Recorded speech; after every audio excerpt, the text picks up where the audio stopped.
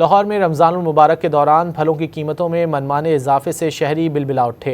सेब, स्ट्रॉबेरी, अनार समेत दीगर फल 3 गुना महंगे दामों दस्तयाब हैं। मज़ीद तफसीलात जानेंगे डॉन न्यूज़ के नुमाइंदे अदनान शेख से। अदनान, बताइए।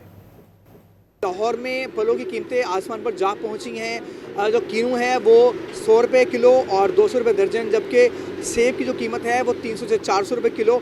और जो दुकानदार हैं गली मोहल्लों में वो अपनी मनमर्जी के रेट लगा रहे हैं। एक यहाँ पे खातून हैं जो ख़रीदारी के लिए आई है, इनसे बात करते हैं। ये बताएं कि इस बार माह रमज़ान में फलों की क्या कीमत है और समझते हैं कि महंगी हो गई चीज़ें?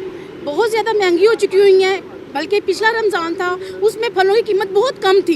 इस दफ़ा रमज़ान में इतनी ज़्यादा फलों की कीमत है। खरबूजा देखो, वो गरीब बंदा नहीं खा सकता।